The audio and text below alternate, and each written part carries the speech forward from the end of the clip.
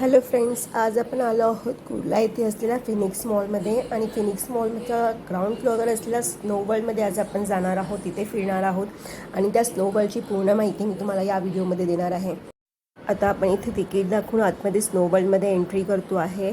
Entry fee म्हणजे ticket आहे प्रत्येकी 700 रुपये आणि फक्त 2 वर्षाखालच्या मुलांना एंट्री फ्री आहे. त्यांची तिकीट घेतली जात नाही, पण त्यांच्यावरच्या सर्व मुलांसाठी, तरुणांसाठी, सर्व व्यक्तींसाठी एंट्री फी 700 रुपये ही फिक्स आहे.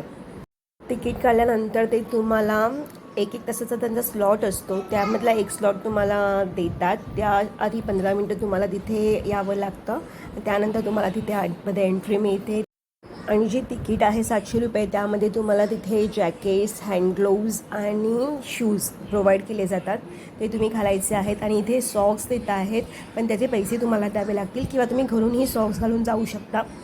पण आपले नॉर्मल सॉक्स नाही वापरायचे, जे थंडीमध्ये आपण यूज करतो ते सॉक्स वापरायचे आहेत. स्पेशली मुलांसाठी सॉक्स मस्ट आहेत, ते मुलांनी घातलेच पाहिजेत, कारण आतमध्ये -10 असं टेम्परेचर आहे, तर मुलांना त्याचा त्रास होऊ शकतो कदाचित. बघताय पाठीमागे जो दिसतोय तो मेन एंट्रन्स आहे. तिथून आतमध्ये आल्यावर सॉक्स काउंटर आहे, त्याच्या पुढे आहे जॅकेट कलेक्शन आणि त्याच्या पुढे आहे शूज कलेक्शन. हा आहे स्नो रूममध्ये एंट्री करण्याचा दरवाजा. तिथून आपण एंट्री करणार आहोत स्नो रूममध्ये.